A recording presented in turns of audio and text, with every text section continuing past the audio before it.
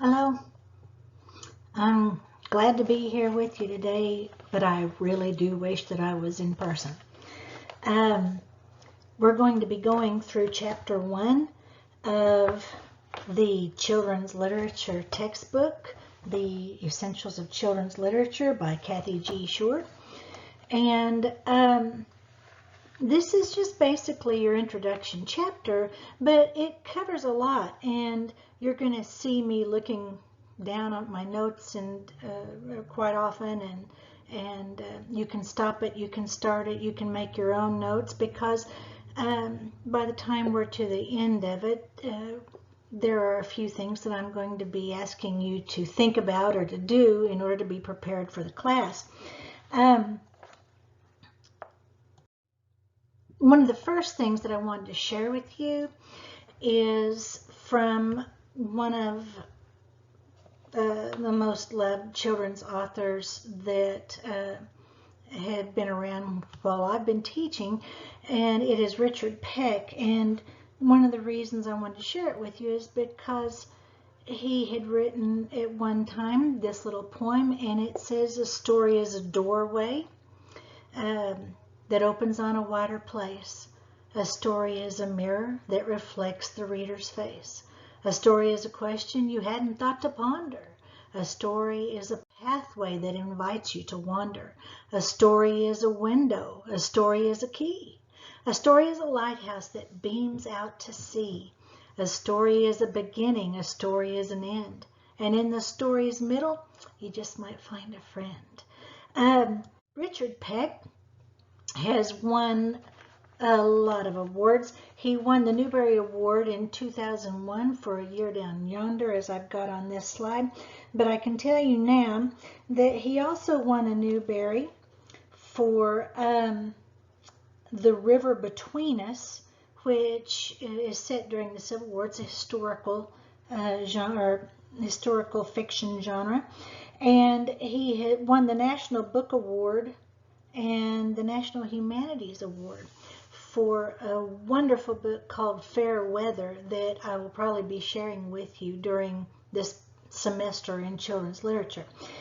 Some of his others would be A Season of Gifts, The Teacher's Funeral, a comedy, which a lot of you would find that pretty funny, Secrets at Sea, The Mouse with the Question Mark Tail, and The Ghost Belonged to Me.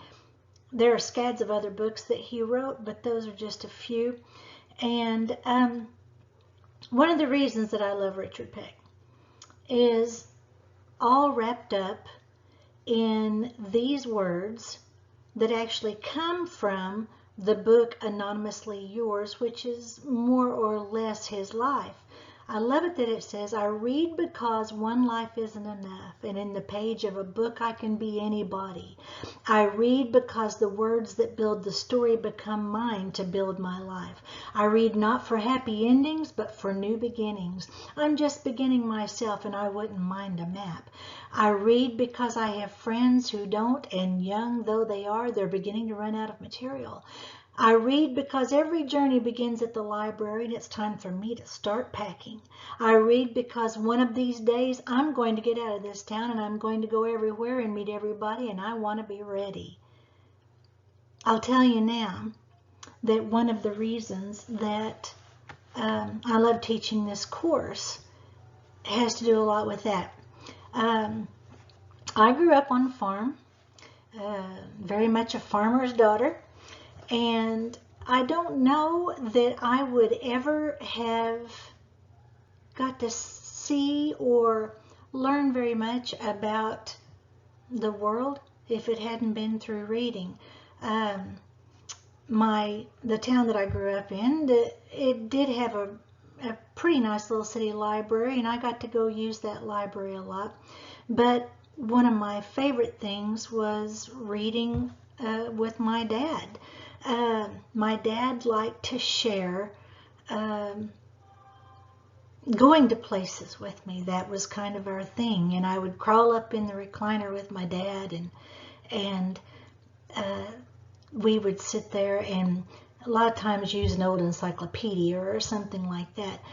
But we would start looking up different places. It didn't matter if it was Madagascar or Belgium or Tunisia or someplace in Italy, but we would look that up and we would share it together and we would read about it. And I really think that that was one of the things, that was one of the memories that really got me so interested in books. And I want you to think on that, because I'm going to come back to that at the end of this presentation and be asking you about sharing reading memories with the class. I'd also like to share one more poem with you. And I'll give you another reading memory for that. One of the reasons that I like to share poems or short pieces of stories with the Children's Lit class are not only to introduce you to different children's literature or different authors, but because my very favorite teacher from college was my children's literature teacher. I also had her for methods of language arts, but she started every class with a poem or an excerpt from a book, and that was something that had never happened to me before, except way back in 3rd grade. So I'd gone all that way from like 3rd grade to college before somebody read to me, or a teacher read to me anyway. My dad did, but a teacher read to me and made me love just listening to a book. And we'll be talking about that a whole lot more later. But Rita Dove, I'd like to share with you, is a Pulitzer Prize winner, and she is also the National Medal of Arts winner. And she has this lovely little poem that would be great to share with a child too. And I love it because it's about the first book, and it goes, open it, go ahead, it won't bite, well, maybe a little, more a nip like a tingle. It's pleasurable, really. You see, it keeps on opening. You may fall in, sure, it's hard to get started. Remember learning to use knife and fork? Dig in. You'll never reach bottom. It's not like it's the end of the world, just the world as you think you know it.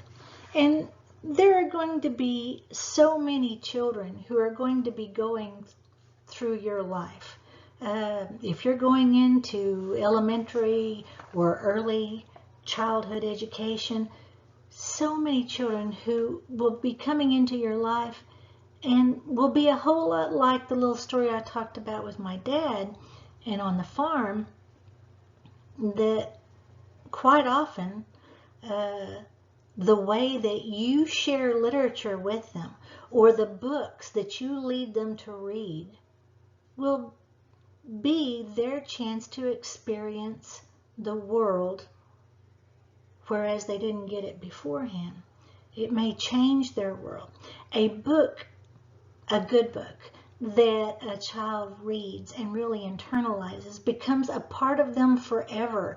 And it literally is one of those little things that helps more or less mold them into the person that they're going to become. And the memories that they have of those stories or those books or those poems, of you sharing them with them, the memories they have from that help make them who they are as well. It's pretty heavy whenever you start thinking about it. And I'm not over exaggerating it. We'll be talking about that as the semester goes on. But it seriously becomes a part of who they are. If you are going through this and you're using your textbook, from page 4 of our textbook, it tells us a little bit about children's literature.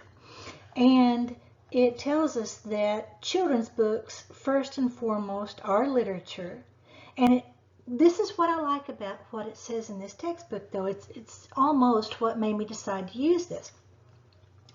It says, literature is not written to teach something, but to illuminate what it means to be human and to make the most fundamental experiences of life accessible. Love, hope, loneliness, despair, fear, and belonging.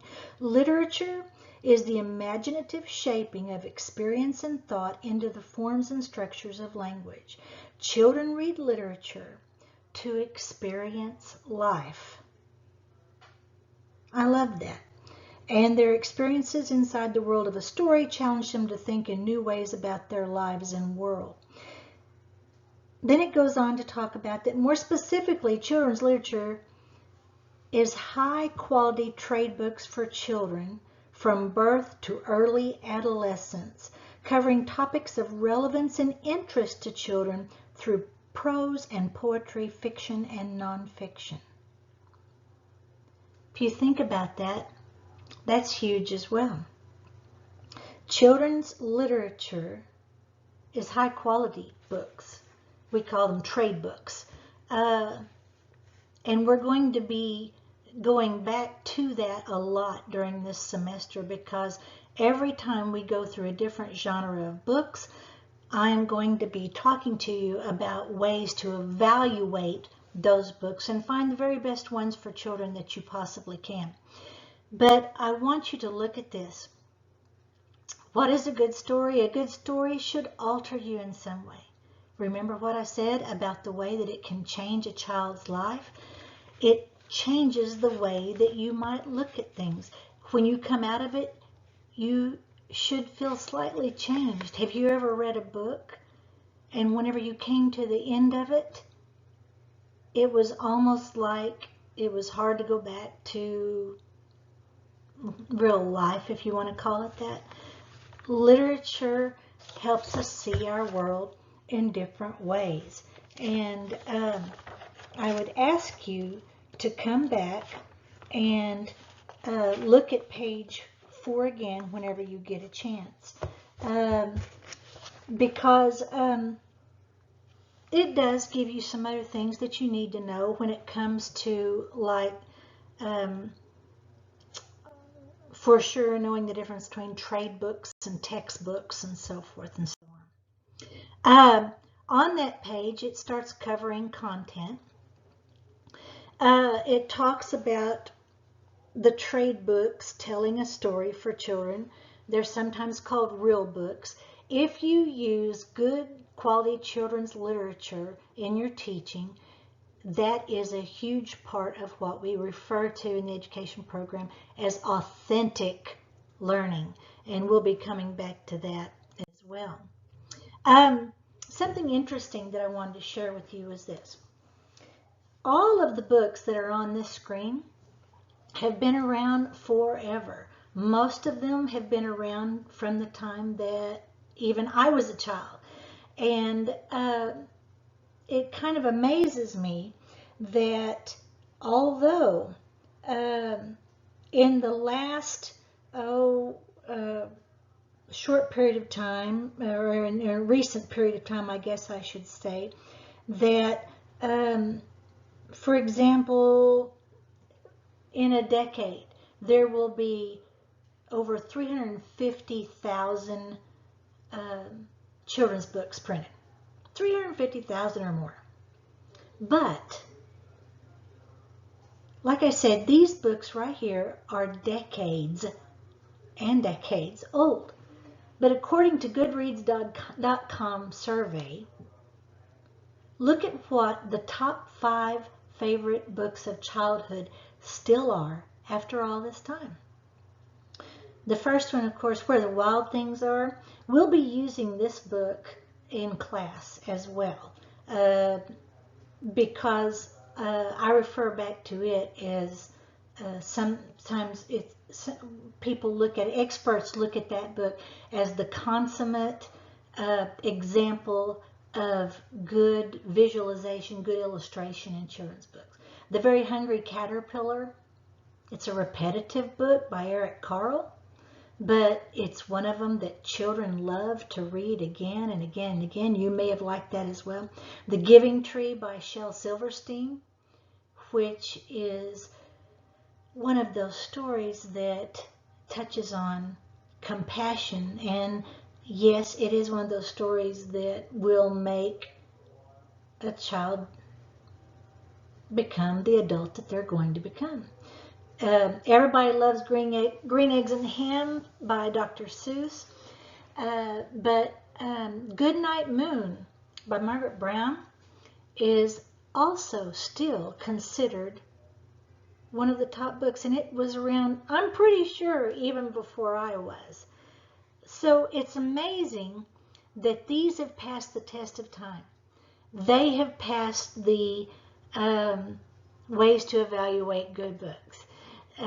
They have become a part of children throughout ages now. If you look on to pages 4 and 5, like the bottom of 4, I think, on down to the top of 5, it starts talking about the quality of children's books. And you look for quality in them. Like I said, we're going to be doing this together in class. But you look for quality in writing and illustrations. There are literally tons of books that did not win any literary prizes necessarily, but that are very worth sharing with children. However, if you are unsure of what books to go for early in your teaching career, look to the Children's Book Awards. Loaded into our PowerPoints on our blackboard that I have there is one, or the very first one, is simply about Children's Book Awards. So I'm hoping that you will take a few minutes to go through and look at that and click on the different places there to learn about a lot of the beautiful books that have won so many wonderful awards when it comes to children's literature. If you will look at this,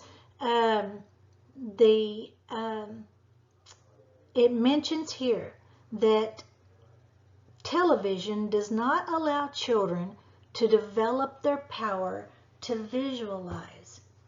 And that is one of the hardest things to get across to a lot of future teachers now. Technology is fantastic. We're going to be talking about that a lot during this semester. E-books, participation books, and so forth. They are absolutely wonderful. But the power of reading or being read to is so important when it comes to developing a child's visualization talents. As you go through the program, you're going to hear more and more about 21st century skills. Well, when we're talking about 21st century skills, we're actually talking about the children who we are going to be educating. We are trying to prepare them for jobs that have not even been created yet. We are trying to prepare them to help solve problems that have never had to be addressed before. How many times recently, probably in the news, given that we're in the middle of a pandemic right now, how many times have you heard this is unprecedented? We've never had to face this before. Well, here we are, and we are having to come up with new solutions, or creative solutions, I should say, to new problems that we're having to face. And one of the ways that we do that is to help children further their imaginations, to help children further their creativity. We have to be able to help children with their visualization. And that comes from sharing good books and reading to children. It doesn't necessarily come from automatically having the picture in front of you on a television screen.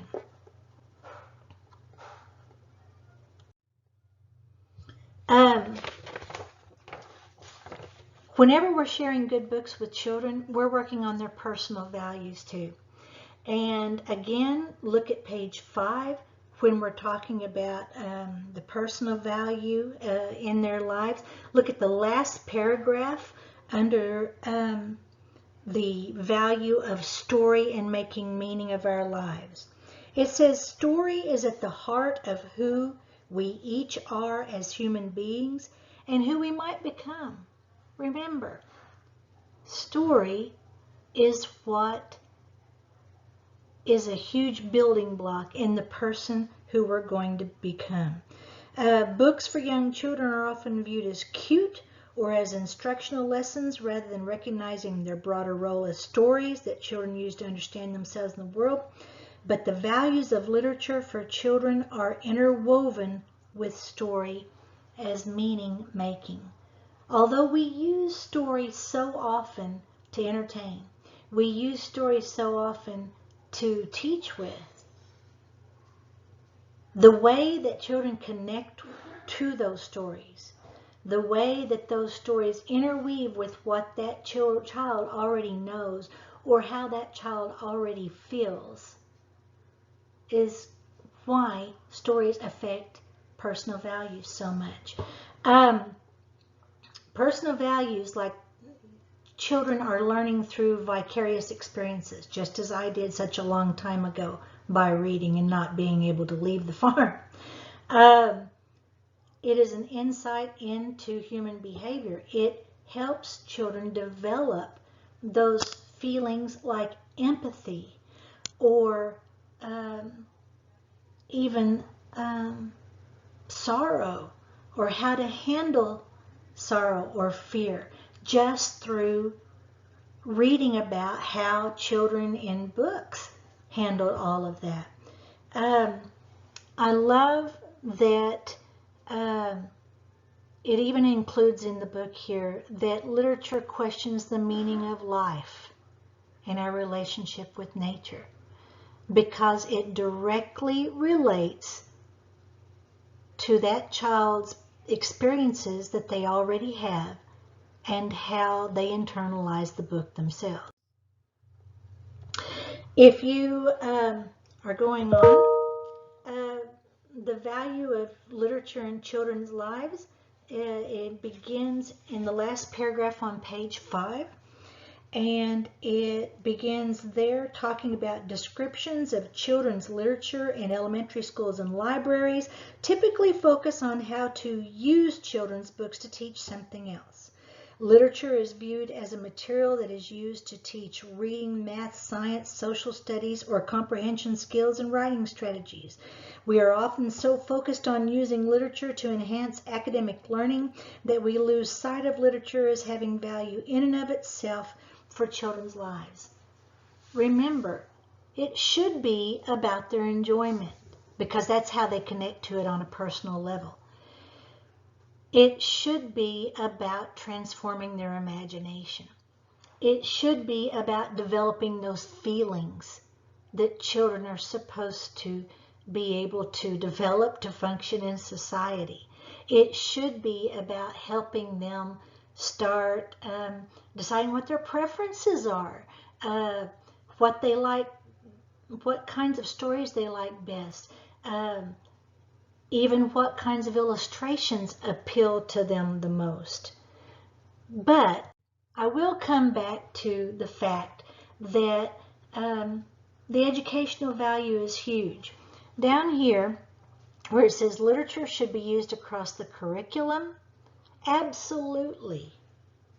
As long as you're using literature across the curriculum to teach science, to teach math, to teach social studies, you are helping connect whatever you are teaching to that child's psyche.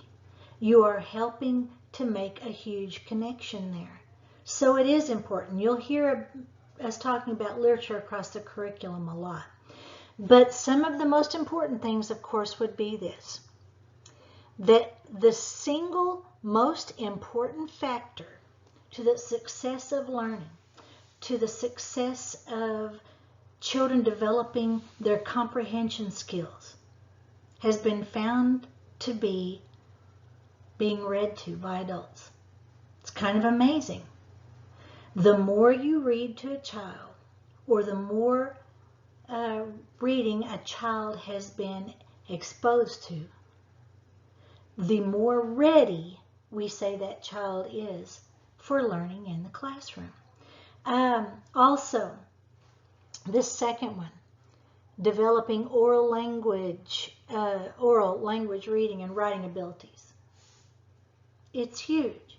The more that books are shared with children, the more that children are read to, the more that they are exposed to of how a book works, the better prepared they're going to be. Very often it is a huge difference maker in whether or not a child does or does not succeed in school. As you read through this particular chapter, it will talk about how hearing books read aloud helps children to develop a sense of book language, especially with early childhood people. Whenever we're talking about developing a sense of book language, we learn the voice of an author. We learn not just the words on the page, but we learn the meaning in between the lines, being able to read in between the lines, to infer. Huge reading skill when it comes to teaching children how to read. We also learn the language of books. We learn that the books start and we read from left to right. We look at pictures. We learn about things in bold print, book language, the things that children need to become acquainted with in order to farther on down the line be able to tackle more difficult textbooks in high school and in college. Hearing books read aloud, I love number 2, helps children learn that reading is a pleasurable activity.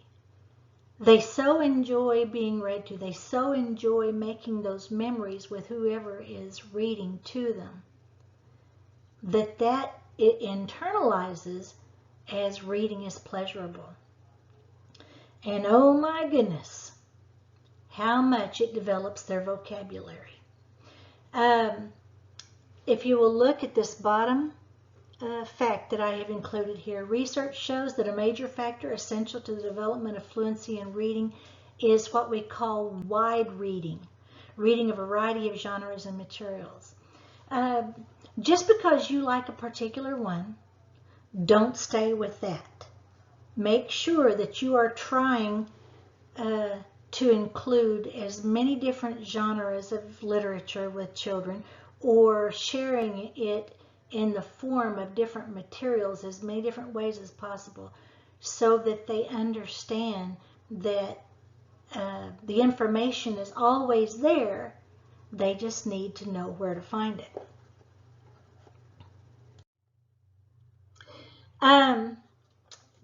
Your book goes on to talk about why is the reading of literature at risk. And on that, I will ask you to think about the fact that on page 9, it talks at great length about the loss of reading for personal purposes. As a society, we're valuing reading less. That's why I wrote this in here. Especially, think about it, given the pandemic, for example. Everything is online. Technology, as I mentioned earlier, is wonderful, but we are now facing a huge problem. Because as I have here, we have less of a problem with illiteracy, not being able to read, than we have illiteracy. Because illiteracy is being able to read, but simply choosing not to.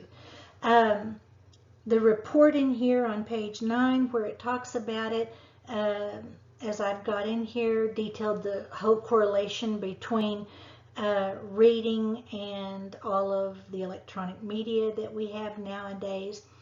And it goes on to talk in great length about that, and I'm hoping that you will take the time to read that. And it does kind of finish up, though, with this last little bit of information, that books do change lives for the better, but you need to be a reader to engage children as readers. If you are to immerse children in reading good books that add to their lives, you have to find those books for your life as well. You have to show them your joy of reading as well. You have to model good reading. You have to model that you read on your own, or talk to them about the fact that you read on your own. You have to get to know good children's literature to share with children. And that's really what I'm hoping will be accomplished this semester as we go through and share a lot of literature together. Two things. On page 8 of your textbook, there's a chart with several different landmark studies that have to do with the role of literature for children, the hugeness of literature in children's lives. Also, I have loaded into our Blackboard under applied reading assignment several different articles that you might be reading that have to do with children's literature and children's lives. But even if you don't get a chance to do that, or don't have time to do that, I would ask you to go down here and look at this YouTube video. It is a TED Talk on the question of, can a book change a child's life? And I think you know what the answer of that to that is going to be, but I'm hoping that you'll take the time to listen to that short little video and the power of a child's book. But also, I would ask you to think on this middle assignment. This is kind of what I have referred to before as what I'm asking you to do as participation in this particular learning period of the early part of the course. Look at what I have here. Think of a timeline of stories that you remember from your childhood at home or at school. What was significant about it? Look at where I have there. It says, what specific stories do you remember interacting with over and over? Were there memorable people with whom you interacted around these stories? Why were these stories important to you as a child? And then I have written here, write or draw one of your literacy memories to share with your class members. I'm going to be asking you, when you have the, I think more or less we'll call it the hands-on days of this class, I'm going to be asking you to do this and share it with us. If you are not in the first group of the Monday group of face-to-face classes, I would ask that you will do this on Wednesday. If you are in my first group face-to-face, we'll do this together in class. But be prepared to share your memories with the class. I shared mine with you about my dad, and I'll even share more as we go through the semester. But think about that. Think about the time, or think about a story that might have meant a lot to you because of the person who shared it with you. Is it a teacher? Is it a parent? Is it a grandparent? Why is that particular story important to you? And I'm going to be asking you to share that with the class. I hope you enjoy this class. I know I do every time that I teach it. I love, love, love children's books, and I can't wait to share a lot of them with you. And we'll be talking about so many more as we go through. Enjoy. Talk to you later.